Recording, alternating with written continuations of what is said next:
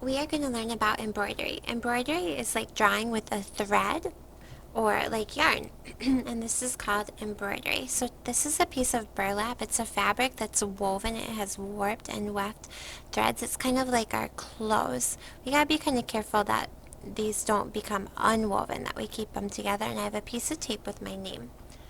This is a tapestry needle. This is the eye of the needle, and this is the blunt point. So it can be kind of tricky to get your thread through the eye of the needle. We measure the yarn as long as our arm.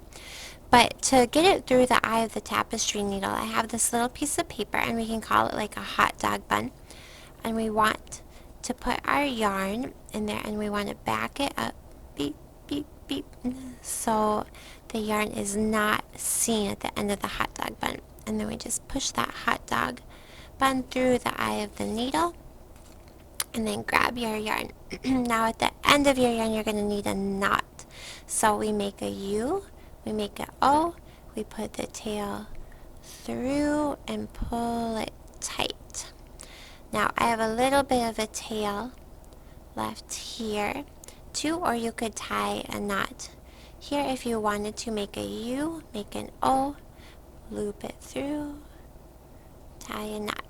So the first type of stitch we're going to do is called a running stitch. So if this is like a pool, we always start on the back, and it's like our swimmer or our needle is diving up through the water, and then we gotta stop when the knot stops, kind of like an anchor, and then we want to move over a little bit, and our swimmer is going to dive back down, and one hand is holding the burlap and one hand is running the needle.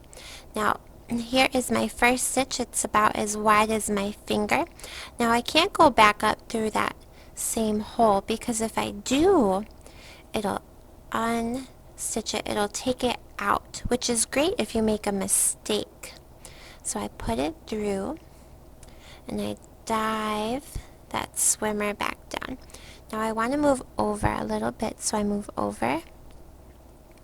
So there's one or two little threads. Dive your swimmer up till he stops, and then about as wide as your finger, and dive him back down. Now I keep working on my running stitch, and I want to make sure it's going on the top and the bottom. I don't want to go around the fabric this way. If it went around this way, that is called a whip stitch, but we're just working on a running stitch today. Now we will work on your running stitch until you get about as much fabric, or not fabric, as much yarn left as the length of your hand, and that's when we know it'll be time to tie a knot on the back side. So once I get as much yarn left as what's as big as my hand, I'm going to tie a knot. So to tie a knot, make a U, make an O, pull the needle through, and then you can cut this little tail off, and then you already know how to rethread your needle. So this is a running stitch. You can work on bringing it down around the edge of your fabric.